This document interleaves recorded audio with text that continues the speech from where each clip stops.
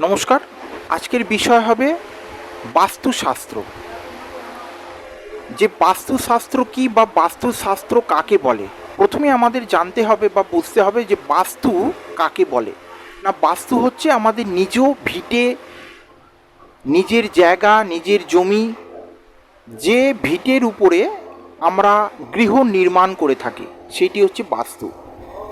আর শাস্ত্র বলতে যে ধর্মীয় গ্রন্থ থেকে আমাদের জীবনের ধর্ম সংক্রান্ত বিষয়ে নানা ধরনের নির্দেশ নিয়মাবলী দিয়েছে।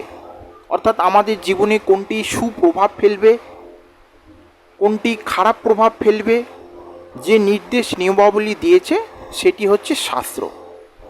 তো এবার বাস্তুশাস্ত্র বলতে যে বাস্তু সংক্রান্ত বিষয়ে খুঁটিনাটি যে গ্রন্থের মধ্যে উল্লেখ আছে, যে আমরা এখানে বাথরুম পায়খানা ভুলবশত করে ফেলেছি, আমরা এখানে ভুলবশত রান্নাঘর করে ফেলেছি, এইখানে পায়খানার ট্যাঙ্ক করে ফেলেছি, এইখানে ভুলবশত জলের ট্যাঙ্ক করে ফেলেছি, যেইখানে রাখা উচিত নয় সেই জায়গাগুলোতে আমরা ভুলবশত কিছু করে ফেলেছি।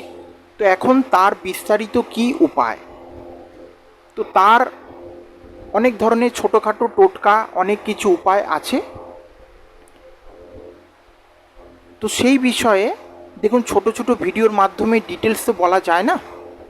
তো আপনাদের কারোর যদি কোনো রকমের কিছু অসুবিধা আপনারা মনে করছেন যে এই ধরনের অসুবিধা হচ্ছে, আমার সঙ্গে শলা পরামর্শ করতে পারেন। আমার স্বল্প জ্ঞানে আমি যেটুকুনি শিখেছি বা শিখছি আপনাদের পাশে সর্বদা আছি।